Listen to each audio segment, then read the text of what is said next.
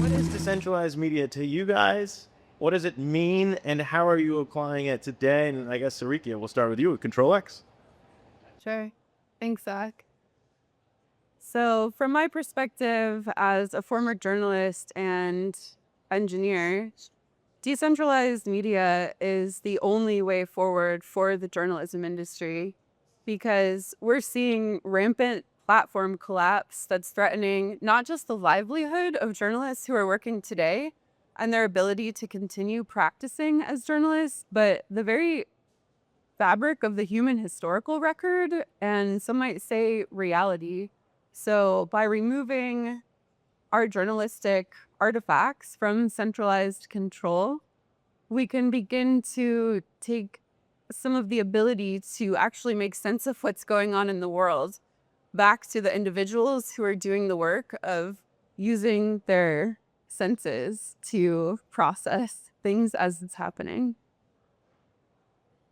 Okay, I come from a background tech. I was at a startup in Boston that was acquired by the New York Times Company in 2009 as an experiment, community building. And then 10 years later was at Civil Media, which was one of the first decentralized media platforms built on Ethereum and funded by Consensus. And so, and since then, been with about 4 blockchains, and not in the media space any longer, but certainly a passion for it. And so for me, decentralized media has come a long way. Civil was quite early, and we can talk about the pitfalls there. But to me, you need the decentralization, all of the key Web3 philosophies, owning your own data, the ability to publish your own data, distribute it yourself, monetize it yourself. On the publisher side, being able to store it. Really excited to hear the announcement from Kemming today. That is like immensely important. I went back to research some things on Civil the last few days, and I couldn't find some of our articles. So the permanence on Ledger, on chain is really important. And then also the storage, as we heard from the last panel, is a key component for decentralization of media going forward. Yeah, I feel like, it's a good place to talk about in 2018, building what we're talking about today now in 2025. I'm sure there are a lot of learnings there to go through just because, it seems like in crypto, it's like, here's some tech, figure out what you want to do with it, is really kind of what everyone in the space is doing right now. And, what works changes over time. For us at Coinage, what we've tried to do is a model where you can mint an NFT, unlock co-ownership in the outlet, and earn dividends. It took us a long time to figure out how to do that legally. Shout out to Yeb, who's here, our lawyer. And it's very different in terms of being able to say, hey, look, you became a part of something. Unlike meme coins that go up and down or kind of questions about what you actually own, it's a different model. And I wonder what you guys would say to being, how the space has evolved, what would have worked back then, and what's maybe most important to get right now. So I've been thinking about how to apply blockchain technology to the journalism space since 2015, but it wasn't until 1 year ago that I started actually building because the technology had a long way to go to catch up. And after working in the journalism industry since 2006 and working for publications like Wired and Vice and seeing firsthand how platform collapse and memory holing and link rot impacted me, impacted people that I've worked with editing, and continues to impact countless journalists throughout the space, I decided to build a company that was putting the needs of journalists first and figuring out what they immediately needed in order to continue to do their work in a way that wasn't disruptive. So what Control+X is doing now is establishing a protocol-based system that enables content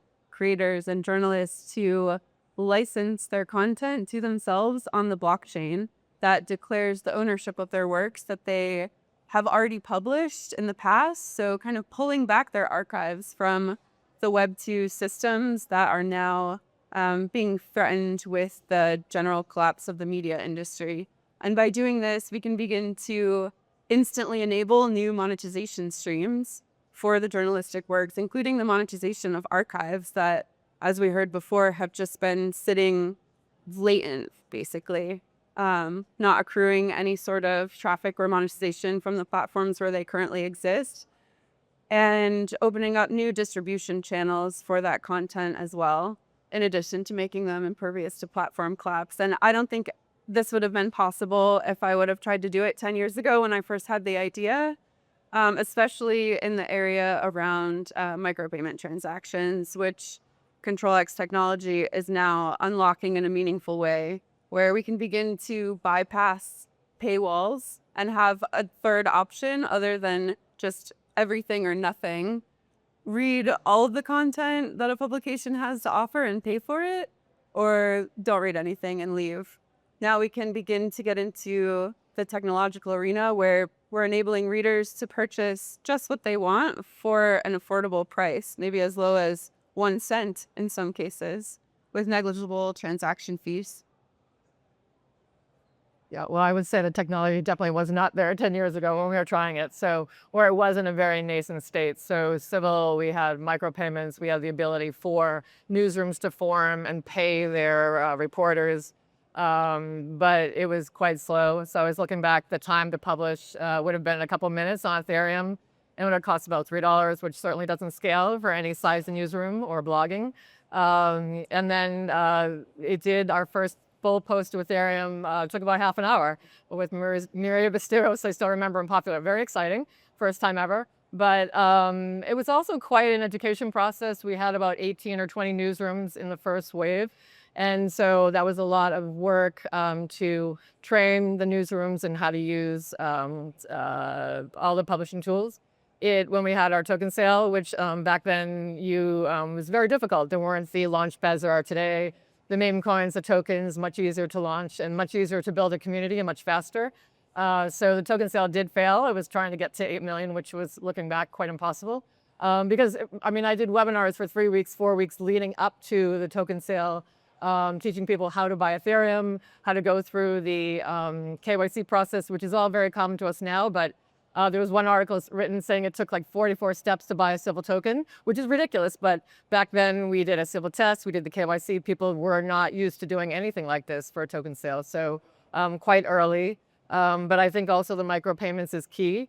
The ability to tip journalists, all these tools that are here now, I think could actually really build, and I'm very excited to see what you do with Control-X, because the tools are there now and the awareness is there now, and there's a bit more trust and understanding for the need to protect and verify journalism. I think, Brad, we have time for one more, or we wanted to open up for Q&As at some point. But I think that both of those points are very important in terms of, not to sound corny, but I really honestly don't think there's any such thing as failure when we're trying to do these things. I want to give you a lot of credit for what we saw with Civil, because I think, myself included, almost everyone who's experimenting in this space, you learn something from seeing things play out in public.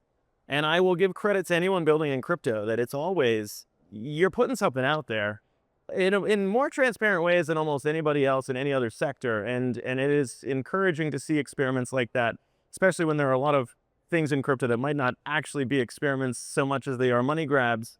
And so I would just add that to say that, I think a lot of what we learn from experiments like these matter, regardless whether or not they work. I don't know. I do have one of my mentors here in the audience today. Michael Casey is the former chief content officer of Coindesk. He's now leading the Decentralized AI Society. And I know from personal experience that Mike has done a ton of thinking about this topic, because he used to tug my ear off every time I would go to New York to visit the Coindesk newsroom. But Mike, just any general thoughts, like 2 minutes on this topic? Yeah, absolutely. And congratulations to you guys for this on. This is such an important initiative. Look, I think, showing my age here, 30 years of journalism. I'm actually the pre-internet journalist. I began to write for a newspaper before the internet actually existed. So I've seen the whole journey.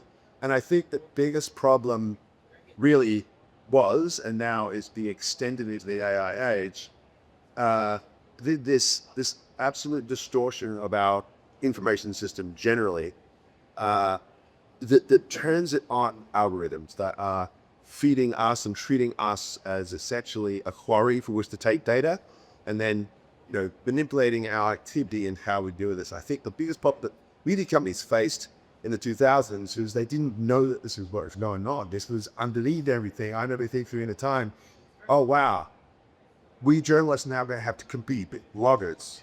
And I'm thinking at the same time, maybe I shouldn't be okay with that, right? Opening up the world to more and more voices, that's democracy, that sort of thing. It really wasn't until 10 years later that we realized that the real competitor was not the little vlogger on the street. It was an algorithm run by Facebook, right? And that everything was being manipulated that way. So I think that, this is running to come to impression for you guys. I think you'd be thinking there's an opportunity here, and everyone's talking about this fork in the road with AI, right? You could go dystopia or we could go utopia. I think there is an opportunity for media to try to seize this moment, to think about how AI is going to integrate what we're doing, and figure out how to build a model that puts journalists back in touch with their audience. Because that's the core problem, that the connection between the reader, or the viewer, and the publisher is broken and intermediated by these really quite dangerous algorithms. So how do we restore that, right? Because search is going to be destroyed, right? AI is likely to take away whole current search function. So do we have an opportunity here with AI agents or whatever it is to insert ourselves back into the relationship with the link? So I think that's actually kind of the most important challenges that we face going forward. I'd love that you guys tackle that one. Yeah, that's a tricky one to, well, there's a lot of tough questions to end on here, guys, but I think that these ones are the ones that matter. I'll let you guys go first. No, it's quite easy, I think.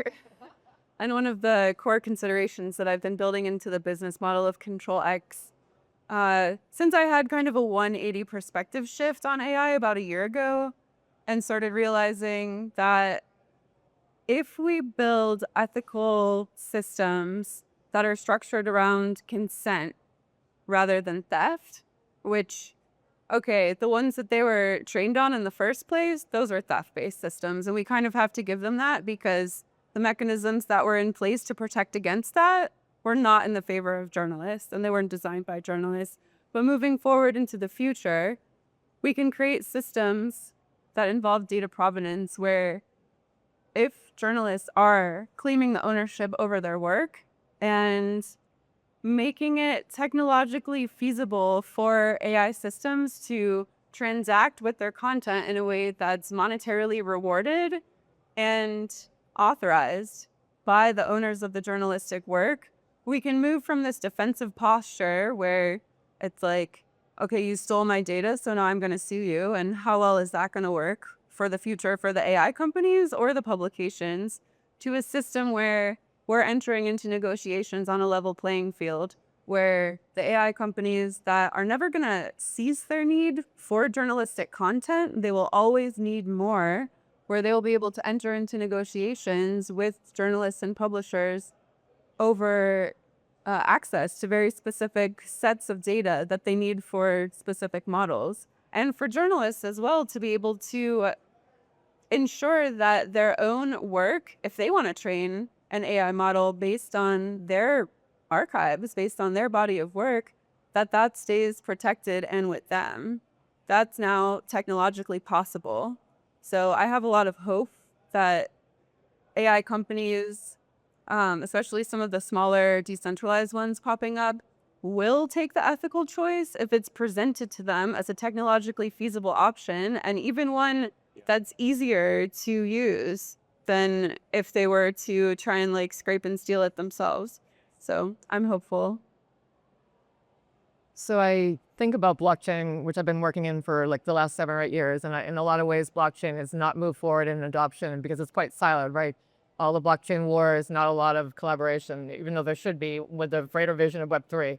And so I think for decentralized media to succeed, we need to look at the tech stack and all the pieces that are important that we've talked about today. And we need to actually probably collaborate and think wider. Think about what Michael Casey is doing with AI. Think about what Filecoin is doing with storage. And think about, and also the social graph. If you have, another shout out, if you haven't read Our Biggest Fight, read this book by Mike Casey and Frank McCourt about the opportunity also to own your own data.